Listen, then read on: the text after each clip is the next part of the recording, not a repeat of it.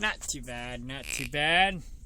Good. I wanted to give you a quick call. I got somebody coming in here in a second, but I wanted to give you a call back. She had put on my list that you had called and wanted some information on this Orovy Correct. stock. Yeah, I see that. Of course, I know you probably know they're a shipping container company, but I didn't find a whole lot of other info on them. You know, besides looking at the pricing and what they're paying. They're paying a nice yield, and their dividends 15 a share a year.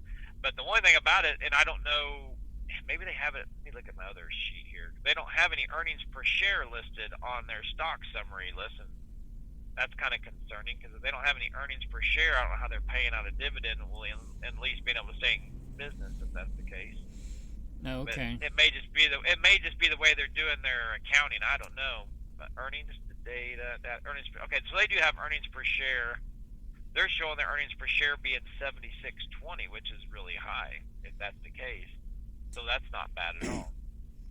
Yeah, it looks like it's better than ZIM. Yeah, their PE ratio is 1.14. So, yeah, they're covering their dividend unlike the other company. So. Right. Yeah, ZIM. And I noticed that they lowered their dividend quite a bit, didn't they? Who, ZIM? Yeah. No. Well, maybe. Did they not? But it's still high. They were the highest until I found these guys. Right. Yeah. These guys are like. No, they still are paying their high dividend. Yep. Yeah. So it looks like OROVY is now the highest that I found.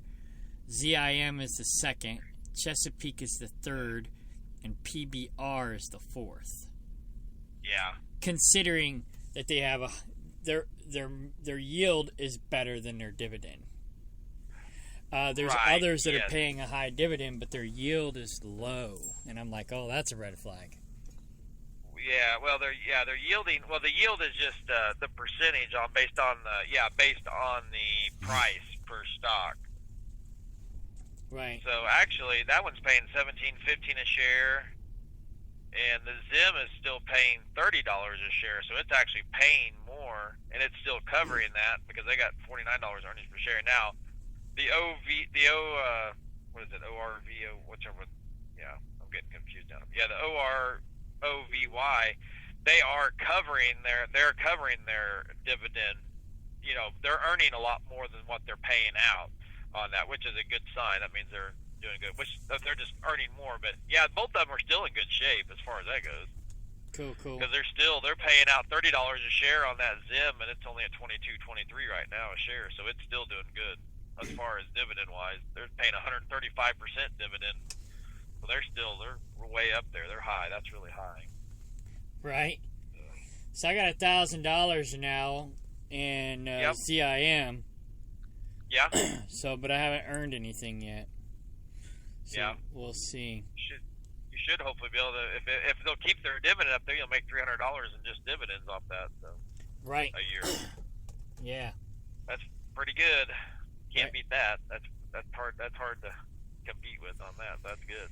So. Yeah, my brother's got $300 in PBR, and he just got a $15 check, and he got paid last month too. Yeah. So what is the PBR? That is the Petrol. Yeah, that's the Brazil. Brazil. Yeah. So that one's doing real good still too. Yeah. Now that one they're earning less than they're paying out on their dividends. So that means, that's probably because I know it's a company, but it's a government owned. The Brazilian government controls that. So basically, they're paying more than what they're making on the stock revenue wise. They're paying out more just to keep investors in it. So kind of a red flag. Okay, so how do you know what they're making versus what they're paying? Because I guess I was looking at it wrong. I was looking at their yield. So the EPS is their earnings per share. Oh, so that okay. means for every share they have, they're earning $5 a share. Like on that Petro Brazil, they're earning $5 a share, but they're paying out $7.59 a share a year in dividends. So they're actually paying out more than they're making on that, but that's because it's owned by a government. Sometimes you'll get that where they're trying to keep it inflated to keep investors in there.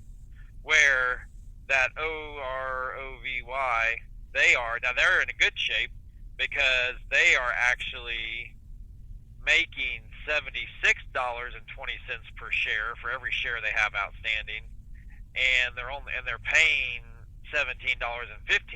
So they are taking in a lot more cash and being a lot more cash heavy than they're paying back out to the client.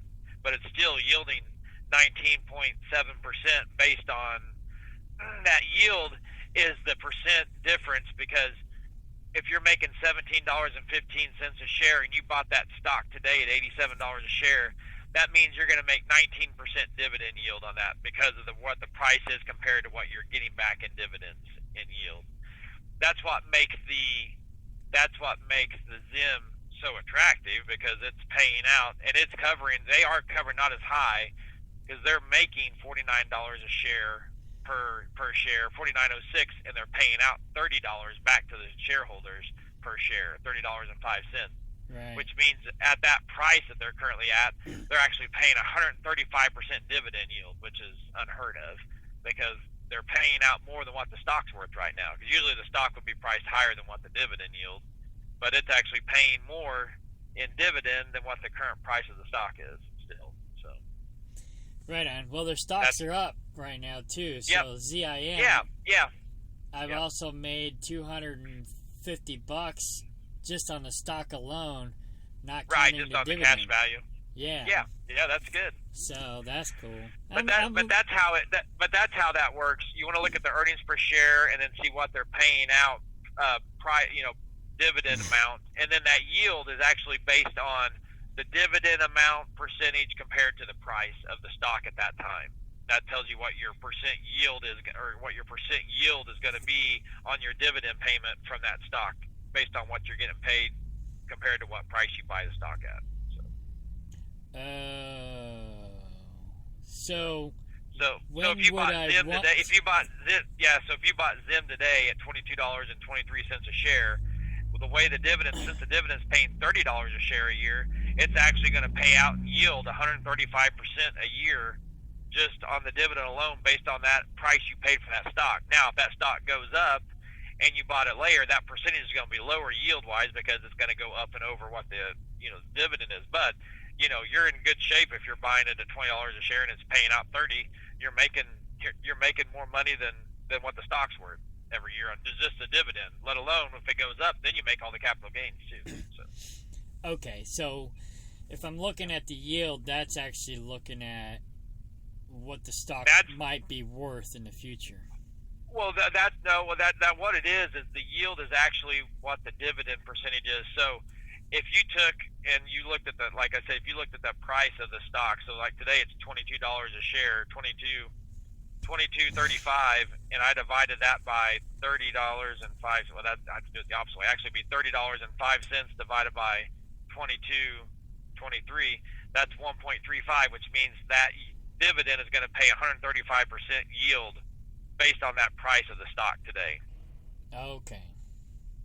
So say if the stock goes up to $35 a share, then you would actually do it the opposite way. It would be you would be $35 divided by the price of it. So divided by the yield, or whatever it is. It's $30.05 a share.